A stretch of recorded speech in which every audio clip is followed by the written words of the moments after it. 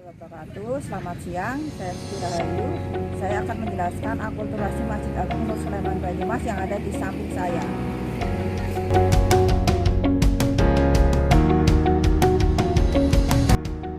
Masjid Agung Nur Sulaiman Banyumas terletak di Kelurahan Sudagaran, Kecamatan Banyumas, dengan batas-batas yaitu sebelah utara adalah Jalan Sekolahan, sebelah timur berbatasan dengan alun-alun Banyumas, sebelah selatan berbatasan dengan Jalan Serayu, dan sebelah barat berbatasan dengan Jalan Kulon. Sebagaimana lokasi Masjid Agung, warga menyebut bahwa Masjid Agung Nur Sulaiman Banyumas dengan Kampung Kauman. Masjid Agung Nur Sulaiman Banyumas merupakan satu peninggalan Islam tertua di wilayah Banyumas, dan penamaan Masjid Agung Nur Sulaiman Banyumas diambil dari arsitek masjid yang bernama Nur Daiman dan Sulaiman sebagai penghulu masjid. Dari dua nama ini kemudian digabung menjadi Nur Sulaiman. Menurut riwayat, Masjid Agung Nur Sulaiman Banyumas didirikan bersamaan dengan pendirian rumah kabupaten atau pendopo Si Panji di Banyumas, yaitu sekitar tahun 1755, yaitu saat diangkatnya Tumenggung Yudhoyono II menjadi Patih Keraton Yogyakarta. Nah, di Banyumas didirikan pendopo Balai Si Panji. Demikian juga pembangunan Masjid Agung Nur Sulaiman Banyumas. Pembangunan ini dimulai sejak 1755 dan berakhir 1861. Berikut arsitektur Masjid Agung Nur Sulaiman Banyumas. 1. Letak masjid. Masjid biasanya dibangun di ibu kota kerajaan atau tempat kedudukan seorang adipati. Masjid Agung Nur Sulaiman Banyumas dibangun di sebelah barat alun-alun. Masjid ini merupakan tempat bersatunya raja dengan rakyat sebagai makhluk ilahi. Di sini mereka bersama-sama melaksanakan ibadah, yaitu sholat yang dipimpin oleh imam.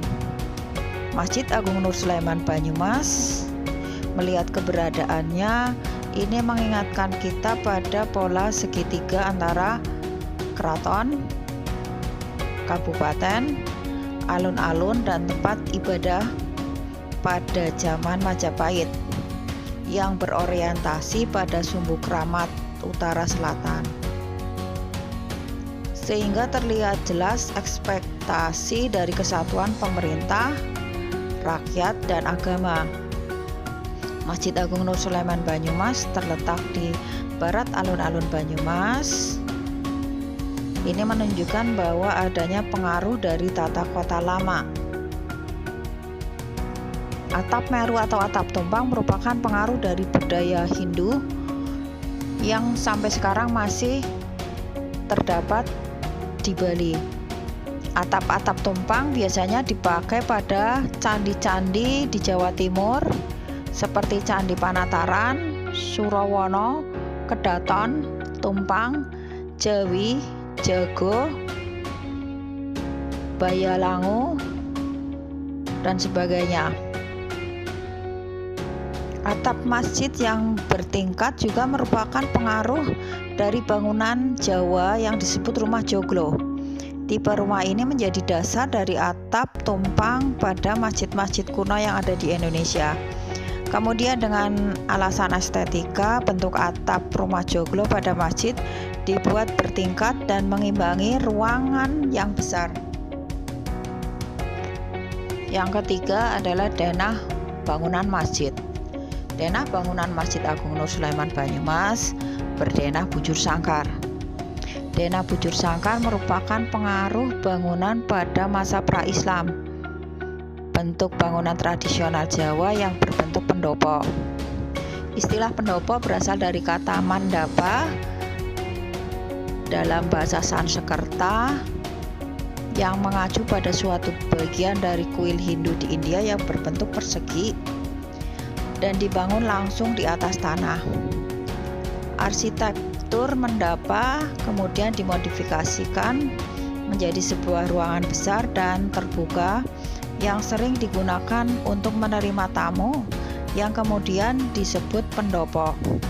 Denah Masjid Bujur Sangkar adalah salah satu ciri bangunan masjid kuno yang ada di Indonesia dan merupakan perpaduan antara budaya Hindu, Buddha, Indonesia, dan Islam. Denah Masjid Bujur Sangkar menurut Pitzer sudah sangat lazim digunakan pada struktur seni bangunan Hindu Jawa seperti candi. Kemudian menurut Hiding mengaitkan bentuk atap masjid Jawa yang tinggi dengan bentuk gunung yang disucikan. Kemudian juga model inspiratif dari bentuk gunung merupakan bentuk yang suci dan sakral dalam tradisi Hindu Jawa.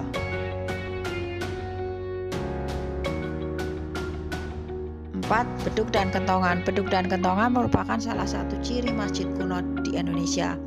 Beduk dan kentongan pada zaman lampau dipakai sebagai alat komunikasi, sebagai tanda panggilan untuk warga atau sebagai tanda bahaya.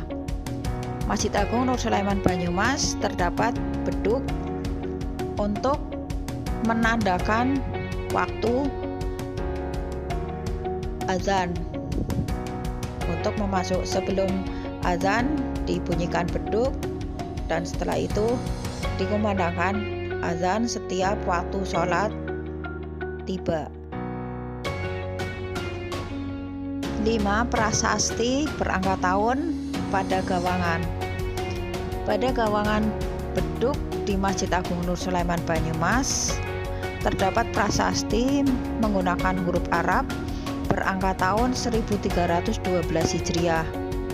Ini berarti menunjukkan adanya pengaruh Islam dalam Masjid Agung Nur Sulaiman Banyumas.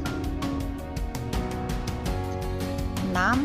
Mihrab Masjid Agung Nur Sulaiman Banyumas. Mihrab merupakan sebuah ceruk atau ruangan relatif kecil masuk ke dalam dinding sebagai tanda arah kiblat, yaitu ke arah Ka'bah di Mekah. Mihrab biasanya berbentuk setengah lingkaran atau persegi, dipakai sebagai tempat imam untuk memimpin sholat. Keunikan pada ruang mihrab Masjid Agung Nur Sulaiman Banyumas adalah mempunyai atap tersendiri. Atap berupa tajuk bersusun dua yang dilengkapi dengan mustoko yang berbentuk mirip gada. Atap mihrab yang terpisah dengan atap ruang utama masjid tampaknya menjadi prototipe bagi masjid-masjid yang berada di wilayah Banyumas. Masjid ini termasuk kategori non-hypostyle. Keunikan yang ada pada masjid ini adalah ruang mihrab yang terpisah atapnya dengan ruang utama. Dan konstruksi pada bangunan ini menggunakan sistem tajuk mangkurat. Ketujuh adalah mimbar. Mimbar berasal dari kata minbar yang berarti kursi atau singgasana yang terbuat dari kayu dengan dihiasi ukir-ukiran. Mimbar biasanya digunakan untuk khutbah sebelum dilaksanakan sholat Jumat. Mimbar pada Masjid Agung Nur Sulaiman berbentuk tandu dan hal ini merupakan keunikan tersendiri dari Masjid Agung Nur Sulaiman Banyumas. 8. Maksura. Maksura adalah bilik berbentuk kotak. berdinding pagar atau terali sehingga tembus pandang. Maksura diperuntukkan khusus untuk para pembesar negeri pada waktu sholat. Maksura biasanya dibuat di dekat mihrab, dan maksura ini merupakan pengaruh dari Indonesia.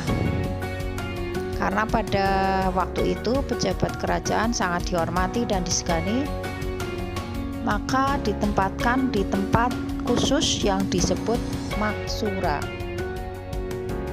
9. Liwan.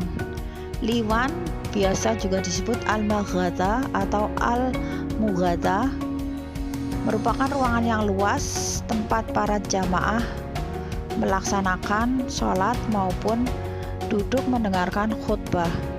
Di dalam liwan terdapat beberapa ruangan atau komponen masjid lainnya seperti mimbar, mihrab, dan maksura. 10. Riwaks atau ruak adalah semacam serambi atau selasar atau koridor yang mengelilingi sahan, biasanya tidak berdinding, hanya dibatasi oleh tiang-tiang saja. Pada Masjid Agung Nur Sulaiman Banyumas dilengkapi dengan bangunan riwaks atau ruak. 11 adalah serambi. Serambi berasal dari kata surambi yang berarti aturan hukum agama, dan kemudian tempat untuk memutuskan perkara-perkara dengan hukum agama. Di serambi Masjid Agung Nur Sulaiman Banyumas dianggap sebagai tempat transisi juga antara profan dan sakral. Pada beberapa masjid, serambi digunakan juga oleh musafir yang kemalaman, kemudian juga bisa dipakai untuk tempat pernikahan jika tidak ada gedung khusus. Fungsi serambi dikaitkan juga keberadaan penghulu yang berhubungan dengan pengadilan agama. Ke-12, ragam hias. Ragam hias pada Masjid Agung Nur Sulaiman Banyumas sebagian besar menggunakan motif floral, Arabic square, dan intricate dengan pola simetris. Masjid Agung Nur Sulaiman Banyumas merupakan masjid yang memadukan unsur Hindu, Buddha, dan Islam dengan budaya asli Indonesia, meskipun budaya lokal masih dominan. 13. Pagar keliling. Pada Masjid Agung Nur Sulaiman Banyumas dilengkapi dengan pagar keliling dengan pintu utama di sebelah timur. Pola ini adalah pola masjid kuno pada masa kerajaan-kerajaan Islam.